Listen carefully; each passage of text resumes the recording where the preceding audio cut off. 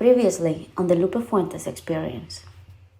People, like men, find it hard to trust, and just because they always expect, like, there must be a motive behind my actions. I cannot be this nice or like kind or whatever without some sort of agenda, and it becomes exhausting for me to trying to prove to them that, oh no, I actually like you for you.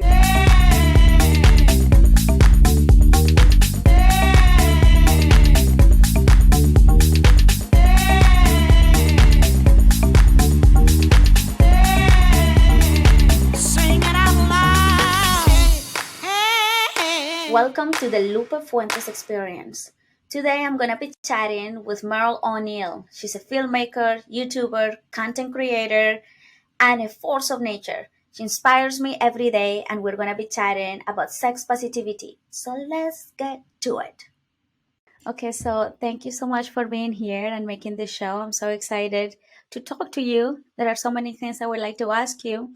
But before anything, and before we get into any subject, I will like to know a little bit more about you because I met you in a very interesting way. And since I met you, I got so inspired by you because you do so many different things and you're a creative, but also um, you do a lot of like directing and producing and storytelling. So I really want to know more about that and like to describe you. What is it that you do? It's a good question. It's a question I have tried to figure out myself because I feel like, digital creator feels just vague enough that I feel like that's kind of good. But also I'm into filmmaking, like I'm also a YouTuber. I'm also a producer, like you said, for BuzzFeed and for Goodful. So, at the end of the day, I just say like a storyteller, but that's also very vague. So honestly, my whole thing is that I just kind of follow my instincts. Whatever I'm interested at that time or whatever I think is important to talk about, I tend to make content around. So whether it's veganism, sex positivity, as I was trying to figure out my feelings around pornography. So I made a whole little mini documentary around that.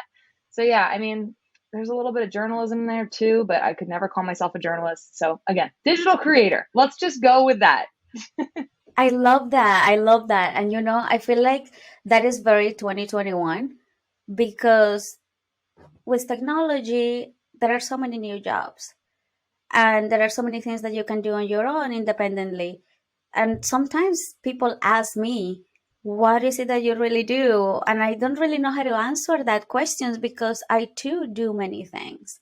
And I love that the pressure, one of the things that we're evolving as a society is that the pressure of like the label, what is it that you do, is kind of like fading now.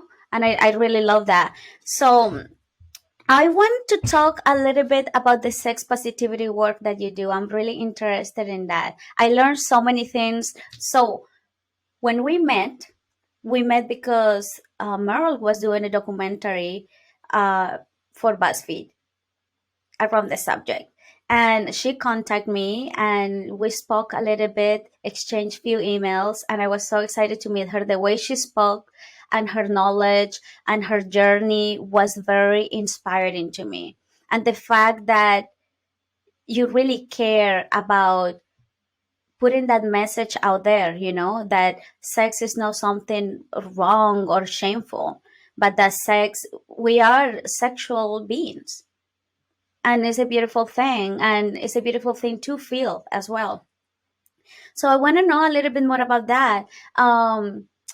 When we were shooting the documentary, the day that we were shooting together, there was a point that we were talking about ethical porn. My question Yeah. is, did you find ethical porn? Yeah, I did. I have since then. I've actually been watching some of the incredibly vulnerable videos on Make Love Not Porn, to be honest with you.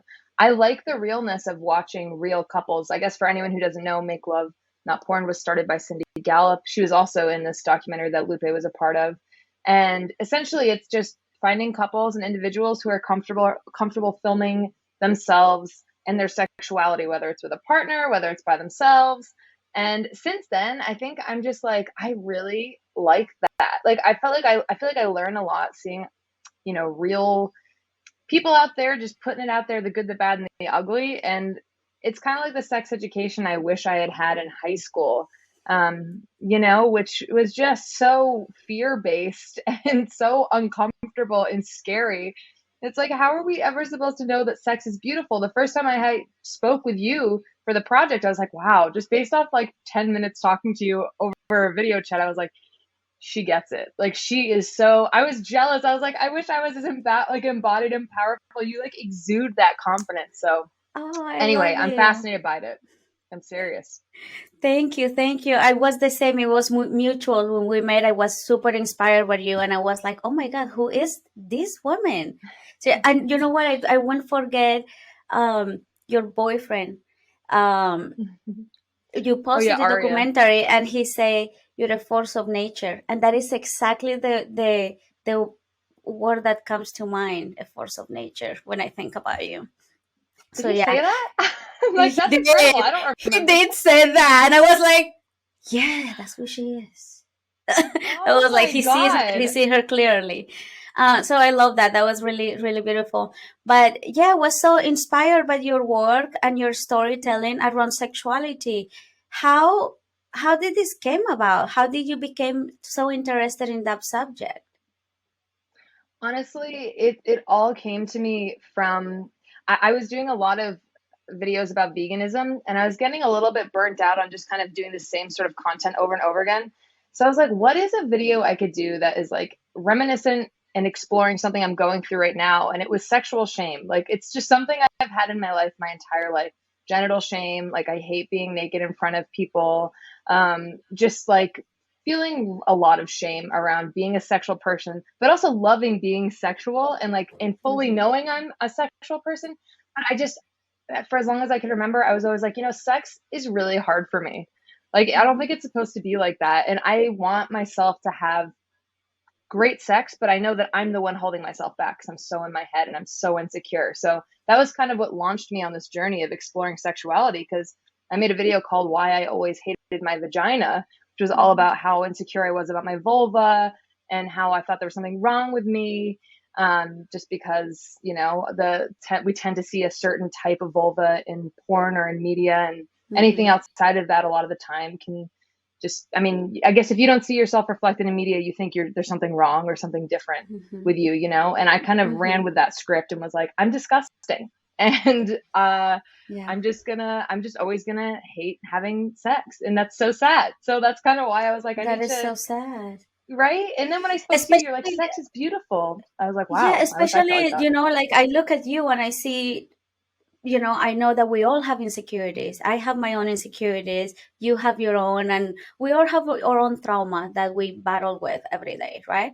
But when I see you, I just see such a beautiful woman full of life. So I don't, like it's hard for me to even be like, really? But yeah, I mean, we all have our own journey. And for those who would like to see your documentaries about around sex positivity, where could we watch it? Oh, well, the first one I did, the Why I Always Hated My Vagina, is on BuzzFeed Video on YouTube. And Hmm. then the mini documentary I did with Lupe with you is on Goodful, and that one is Should I Hate Porn?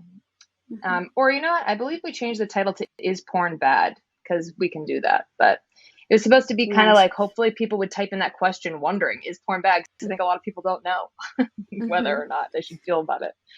So yeah, I was very inspired by that. And is any tips, throughout your journey? I know that you have a lot of resources and you're constantly researching and learning. Do you have any tips in terms of learning how to love our bodies? Mm. Have you learned anything in your journey that you can share?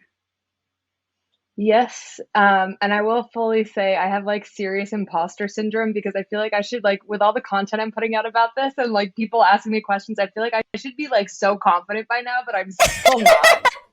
Really? But it's a process. It's a But process. I've been watching your videos online, right? And I am actually like, you're so like, you don't feel confident talking about the subject, but it's so authentic when you talk about it, and it's coming from such a pure, good energy, positive place that it makes it feel less shameful to talk about sex. Because even me, I was a porn star for many years, since when I was like, from when I was 19 till I was 24. And I retired, and then, I make sexy content. I have an OnlyFans.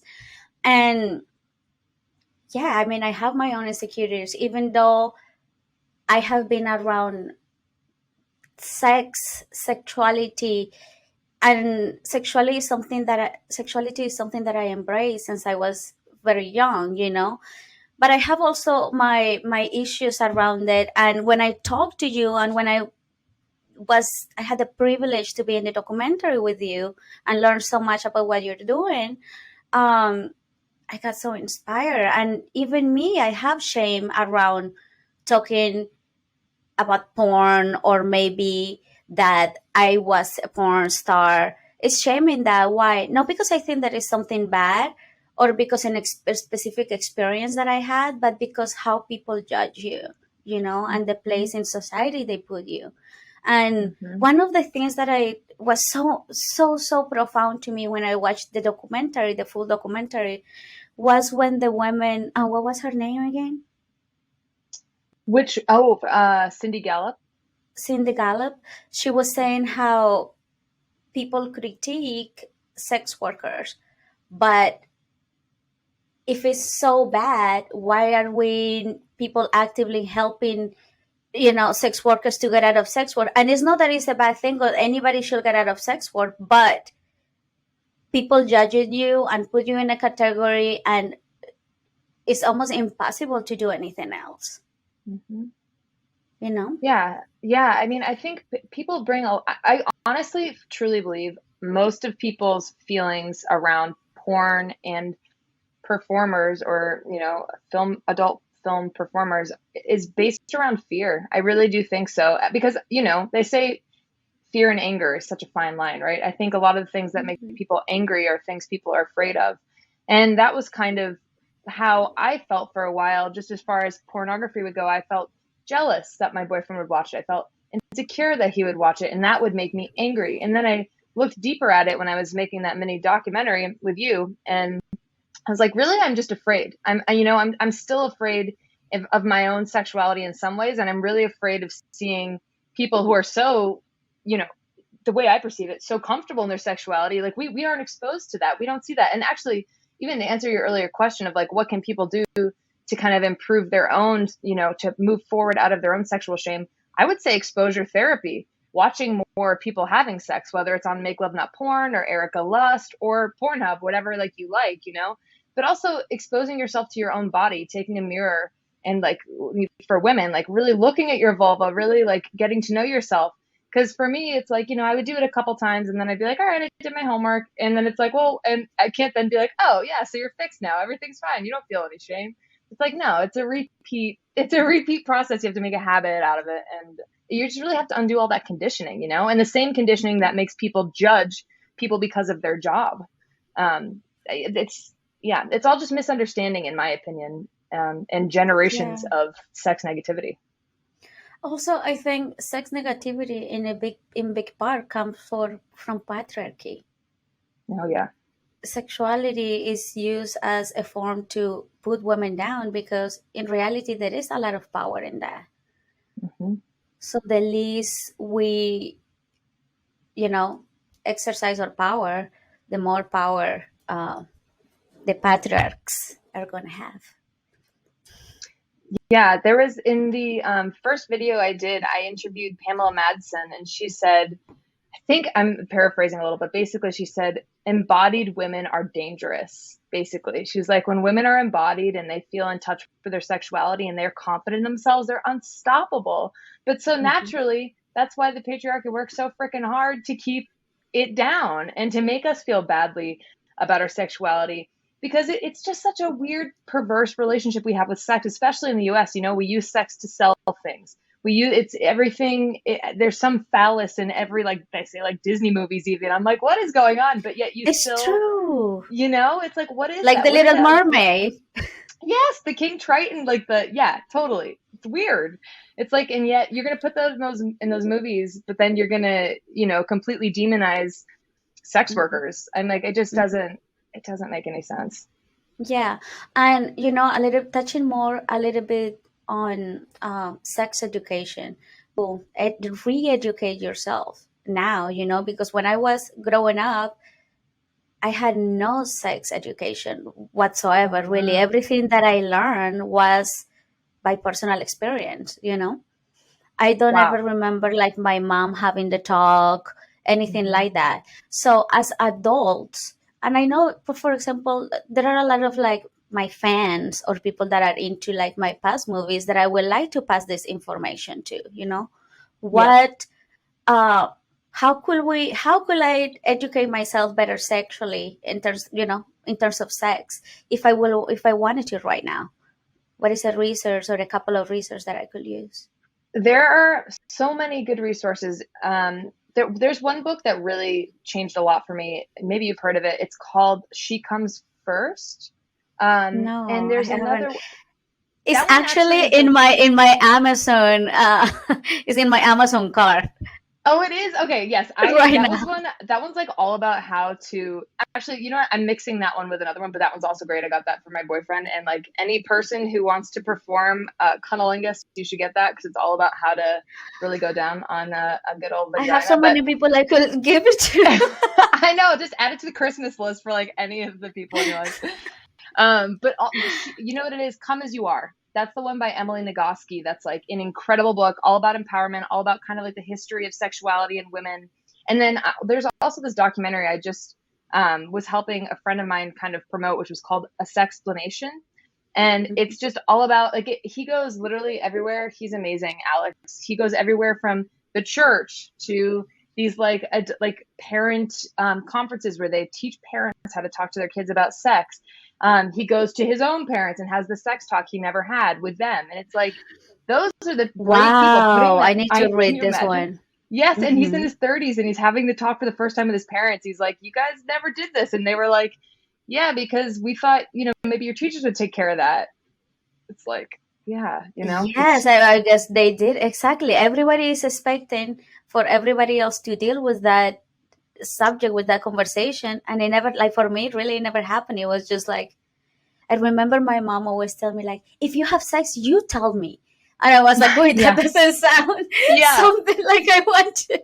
Oh, sure. Let me come up to you like as a teen or preteen or whatever, and let me come sit you down, mom, at the dinner table. Let's talk about the sex I just had with some person in like a parking lot. Who knows what your first, like my first sex experience was not cute. Like I don't want to talk about the first time. You know what I mean? Like no, that's what a lot of parents think. They're like, you'll tell me when you're ready, right? It's like no, parents. Like we need to know it's okay to Yeah. talk We about need this in the first guidance. place.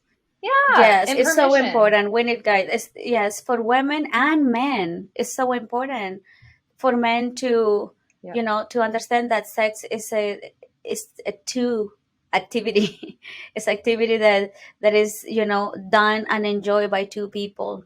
Mm-hmm. And for women, I think one of the biggest things is really how to enjoy yourself, how to enjoy your body. Let me know.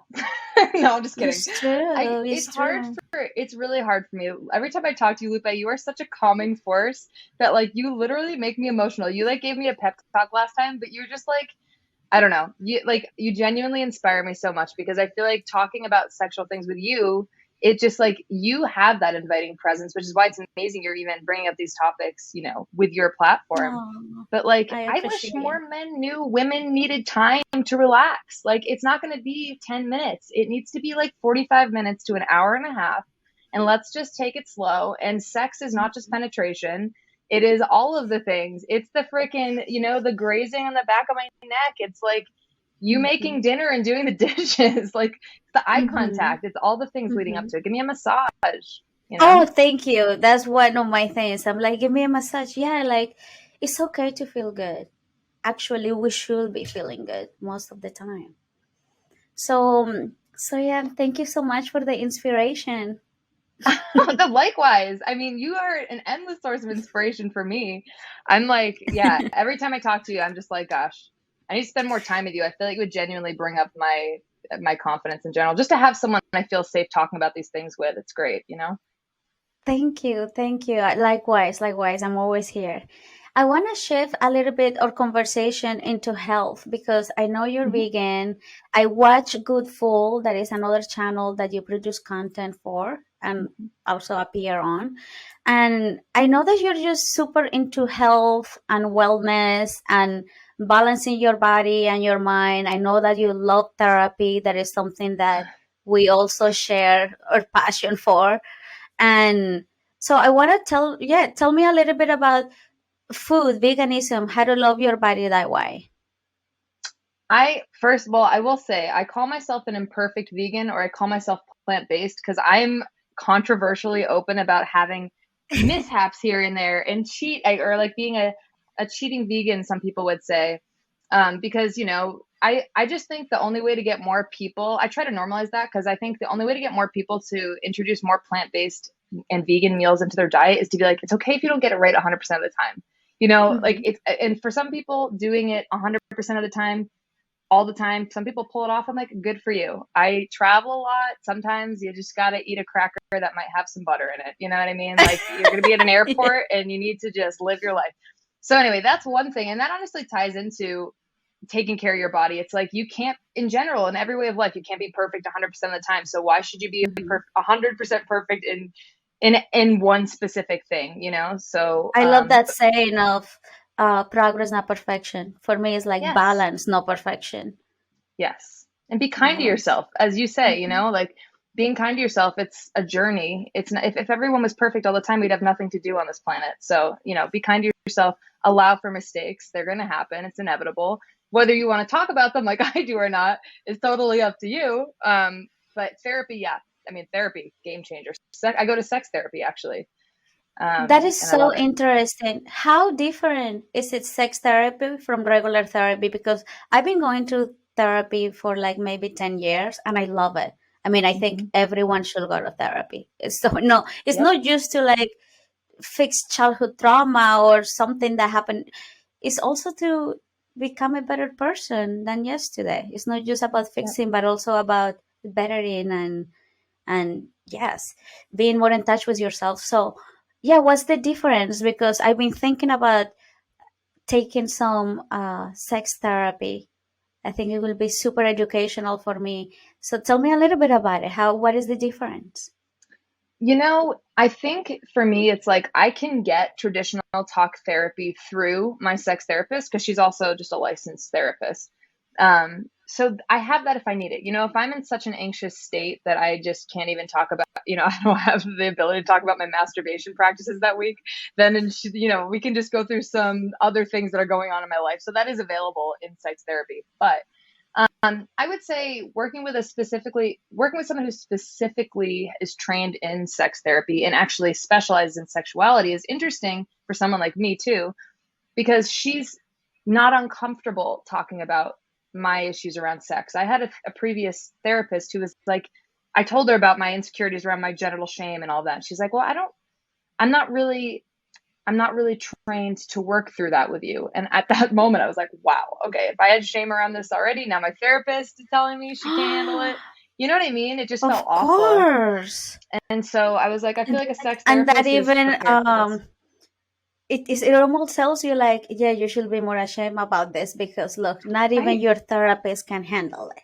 Right. I'm I like, can wait, imagine. I And it's know she wouldn't wow. want to talk about it. So I was like, there's a professional who doesn't want to talk about it. You know what I mean? So it's like that messaging compounds in your brain and that conditioning of like, don't talk about it, don't talk about it. But yeah, I mean, having a sex therapy, she gives me exercises to like improve my own body image. Also, just, having sex. I have a partner I've been with for 2 years now, and She gives me tips and tricks on how to improve our sex life. I feel stupid calling them tips and tricks. It's not like that. She's not like a Cosmo magazine, but she's like, she gives me good advice on like relationship questions and like how to talk to my partner about certain things I might be insecure about. So it's just like anything sexuality related. She's just the best. Or even ideas, because you cannot think about something you don't know. Yep, that's very true. And she's got a lot. I mean, she makes sex seem fun. And it sounds weird me saying that. Everyone's probably like, of course sex is fun, but it's an effort for me to actually enjoy it because I get so in my head. So anyway. Oh, Merle, I'm going to see you a year from now. Yes, you won't. You know what? Listen, that's the goal. In a year. Oh my gosh, I have the shirt you're wearing. Sorry, got totally distracted. But I have that I shirt. wore this in protest for Free the Nipple. Yep. I wore. I'm sorry. I'm like getting sidetracked now. But do you get weird responses when you wear that shirt from men versus women? Such a weird responses. And even when I go out, actually, I used to have another shirt that was black, and it was a picture of real boobs. Oh. And one time, and people were like, "Oh my god!" And I was like, "People really need to get over this. Like, it's a picture, Yeah. But yeah, I mean, that tells you where we are in society. Like, we really need to normalize sexuality, because shame is directly linked to depression, anxiety, mental issues. So, yeah, to learn to love our bodies, our natural bodies, and what they do and how they feel is super important. And that's something that I want to learn more to do as well. Yeah, I mean, it's something we all do. It's something we all share, some sort of sexuality, whether it's being asexual or, being aromantic or being extremely sexual. It's like, it's something we have these body parts, but we're afraid to talk about them. It's like, I forget where I saw it, but someone being like, just normalizing it with children growing up and not saying like pee or saying like down there, instead just saying the body part. It's like your vulva is a body part as much as your elbow is a body part. Like, the more we put them in that other category, the more we start to introduce it as a scary, untalkable, untouchable thing, Thank you so much for having me. I was honored when you asked. I was like, heck yes. Any excuse to talk to Lupe. I can't wait. So appreciate it. Thank you for the opportunity. Thank you so much for doing my podcast, for making it. Thank you for the motivation, the inspiration. You're such a bright light in this world. And let me know when you're back to LA. We should hang out soon. Yes, we're gonna go for a hike. Let you know. Yes, I love hiking. Make sure to subscribe, leave me a review, start rating, and share with your friends on social media using the hashtag Lupe Fuentes Experience. I see you next time.